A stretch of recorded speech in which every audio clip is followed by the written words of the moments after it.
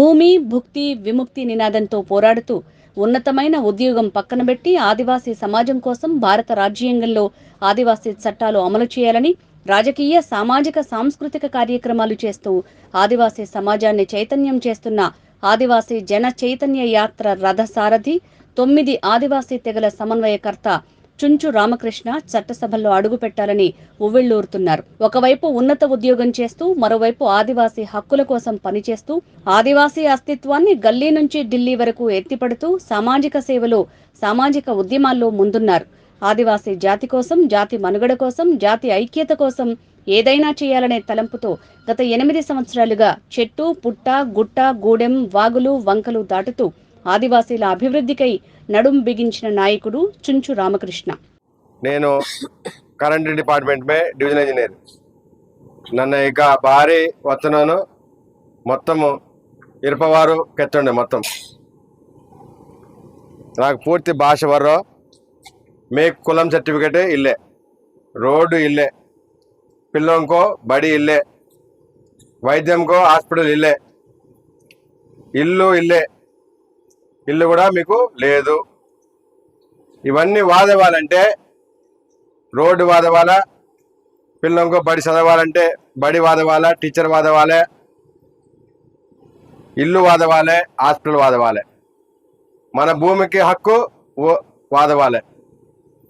వీటన్నిటి కోసమే జోడేఘాట్ మీటింగ్ అక్కడ ఆదిలాబాద్లో మార్చి నెలాఖరికి పెడుతున్నాం. కాబట్టి మన ప్రధానమంత్రి నరేంద్ర మోడీ వాసనూరి వారు, ముఖ్యమంత్రి రేవంత్ రెడ్డి ఊరు కూడా వాసనూరే, ఛత్తీస్గఢ్ ముఖ్యమంత్రి మన కోయత్తూరు ముఖ్యమంత్రి ఊరు కూడా వాసనూరే.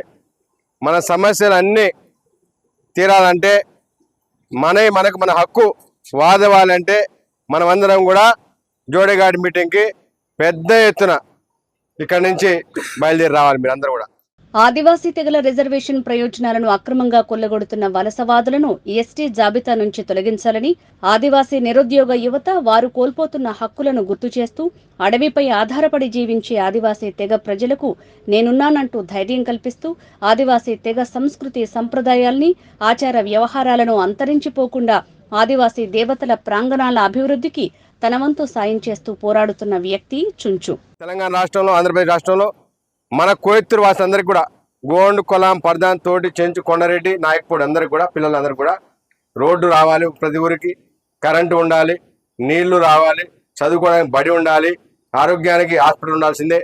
కాబట్టి మనం అందరం కూడా కోటి భూముల పట్టా హక్కులు కూడా మనందరికి రావాలి. మరి ఆ భూమికి కరెంటు ఉండాలి, 3 ఫేజ్ కరెంటు ఉండాలి, బోరు వేయాలి, లేకుంటే పండదు, మనకి కడుపు నిండదు. కాబట్టి ఇవన్నీ రావాలంటే మీరు ఇంటికి ఒక 500 రూపాయలు మన కోసమే, నా కోసం కాదు. కాబట్టి మీ అందరి కోసం, మన జాతి భవిష్యత్తు కోసం, మన పిల్లల భవిష్యత్తు కోసం మరి జనచైతన్యం చేస్తున్నారు. కాబట్టి మీరందరూ కూడా అన్ని గ్రామాలు కూడా ఒక జోడలాగా సార్ వచ్చిండు, మొత్తం గెత్తండు, మీరు అందరికి చెప్పేసి అందరినీ కూడా జోడేఘాట్ మీటింగ్ వరాటే.